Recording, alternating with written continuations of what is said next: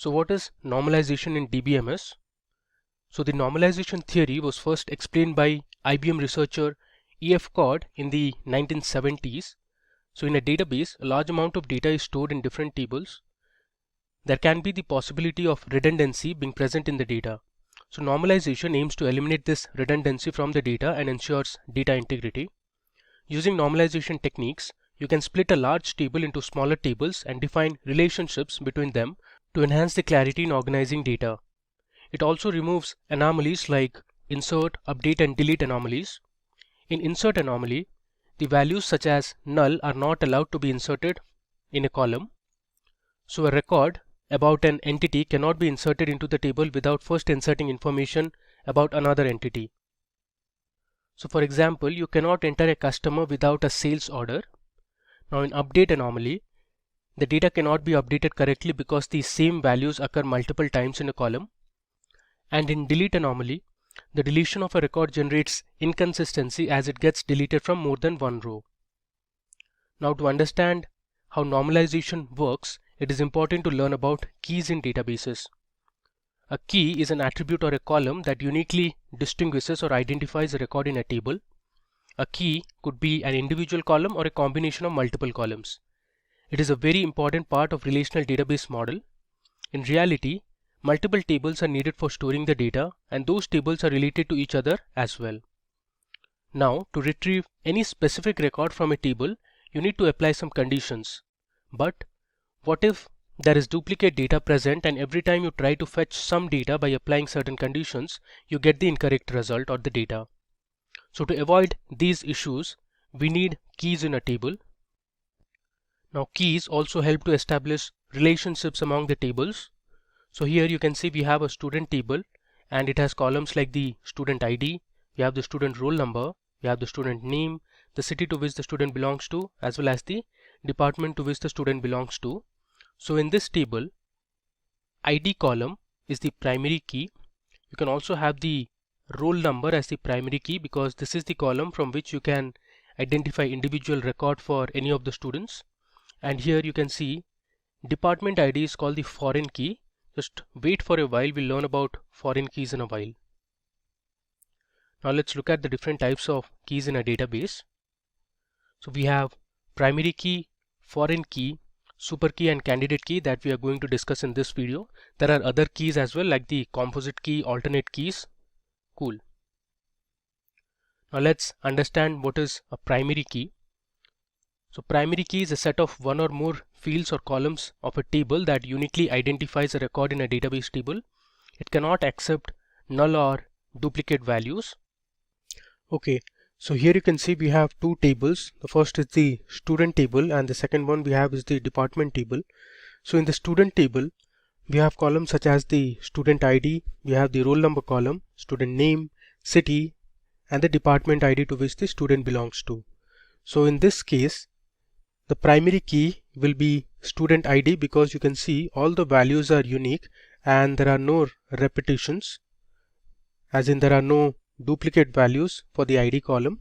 You can also consider the roll number as the primary key because in a college or in a school, the roll number for each student in a class would be unique. So here also you can see the roll numbers are all unique, but you cannot have student name, city and department ID as the primary key because there can be two students with the same name. Similarly, there can be different students belonging to the same city and there could be a lot of students from the same department. So these three columns cannot be the primary key columns. Only ID and roll number can be the primary key columns. Similarly, for the department table, the department ID is the primary key. Now moving on. Next we have foreign key. So foreign key is a table in a database that is the primary key in another table. So here we have the same tables as we saw in the previous slide. So here we have the student table and the department table.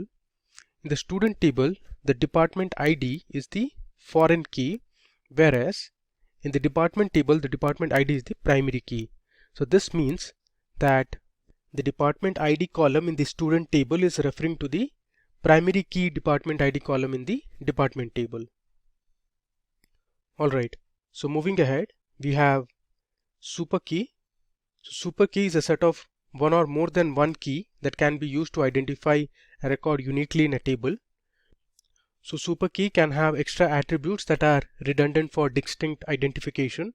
So here we have the student table, and on the right side you can see we have the list of super keys. So using these columns you can identify each record in a table. So your ID and student name can be a super key. Similarly, roll number and student name can be super key. Then we have ID, student name and city combinedly forming the super key. Then you also have the roll number, city and department ID as the super key. There can be other combinations as well. Now moving to learning what is a candidate key. So a candidate key is the minimal super key that can identify a record uniquely in a table. Each candidate key can work as a primary key. So we have the same table again here, and these are the list of candidate keys. Just to make sure, these candidate keys should be also part of the super key. So hence a candidate key is also known as a minimal super key. Now with this basic knowledge about the different keys in a database, let's look at the next topic. We have types of normal forms. So we have the first normal form, the second normal form, third normal form, and BCNF or Boyce Codd normal form that we are going to discuss in this session. Coming to learning what is first normal form. So a relation is in first normal form if it does not contain any composite or multi-valued attribute. So each table cell should contain a single value and each record needs to be unique. That is, an attribute of a table cannot hold multiple values. Let's see an example. So here you can see we have a student table, and this table is not in first normal form because we have multi-valued attribute student phone number for student ID A102 with the student name Sam. So here we can see there are two phone numbers, so this becomes a multi-valued attribute.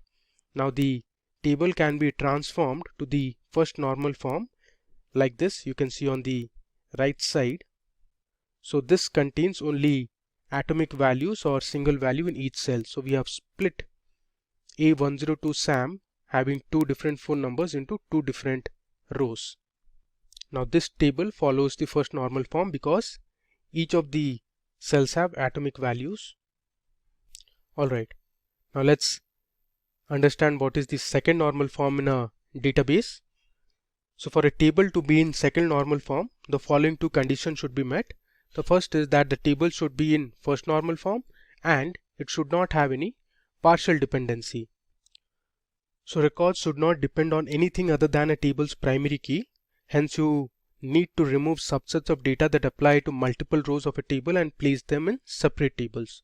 Let's understand what is a partial dependency. So if the proper subset of any candidate key determines the non-prime attributes, it is called partial dependency. Let's understand this with an example. So here we have a course table, and the table has three columns. We have the professor ID, then we have the course name, and then we have the course fee. Now the course fee attribute cannot alone decide the value of professor ID or the course name. Similarly, the course fee together with professor ID column cannot decide the value of the course name. Course fee column together with the course name column cannot decide the value of professor ID. Hence, course fee column here becomes the non-prime attribute as it does not belong to any of the candidate keys, that is the professor ID and the course name. But here the course fee column is dependent on the course name. So if you want to know the course fee of a particular course, you need to know the course name. Course name column here is a proper subset of the candidate key. So the non-prime attribute, which is the course fee, is dependent on a proper subset of the candidate key. Now this creates a partial dependency. So this relation is not in 2NF.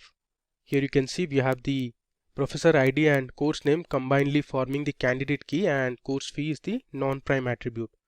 Now to convert this table into second normal form, we need to split the table into two tables.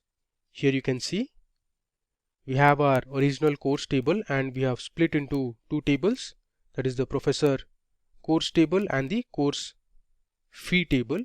So the professor course table has two columns, the professor ID and the course name.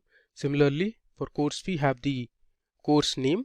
So these are all unique courses and the course fees for the different courses. Now one thing to notice here is a lot of the courses are being taught by the same professors. For example, Professor ID P01 teaches both physics and chemistry. Similarly, Professor P03 teaches law and politics, and Professor P02 teaches economics and statistics.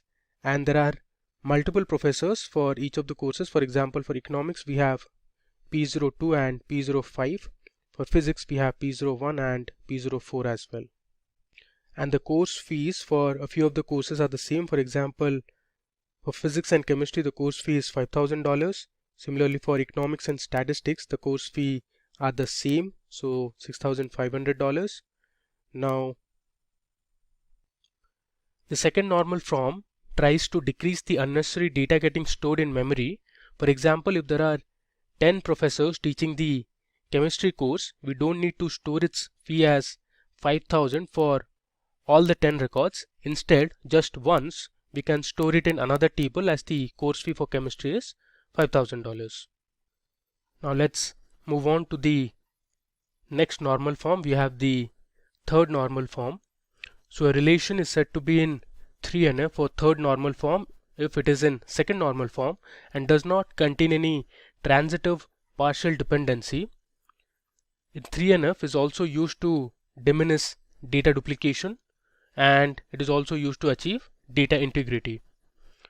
Let's understand what is transitive functional dependency with an example. So a transitive functional dependency exists if the column entry is dependent on any other column apart from the key column in the table. So here we have an employee table, and in this table we have the employee ID as the primary key. Also the candidate key in this table is the employee ID, and there are a few functional dependencies. For example, the employee name is dependent on the employee ID. Similarly, the department name of the employee is dependent on the employee ID column. We have the employee city depending on the employee ID column again, but the city zip code or the city pin code is dependent on the employee's city name. For example, if you want to know the zip code of a particular place, you need to know the name of the place or the city. So hence your employee city zip column depends on the city column, and this leads to a transitive functional dependency. So we need to break the table into two tables for transforming it into the third normal form. Now let me show you how you can break it in the next slide. So here you can see we have the original employee table with all the columns, and now we have broken our original table into two tables with the name employee details and city details. So here your employee ID becomes the primary key, and we have the employee name, department name, and the employee city. So each of the other non-prime attributes are depending only on the primary key or the candidate key here, which is the employee ID. Similarly, in this table we have only one primary key, which is the zip code, and then we have the city for each of the zip codes. Alright, so this tells us that all the non-key columns are fully functional dependent only on the primary key column.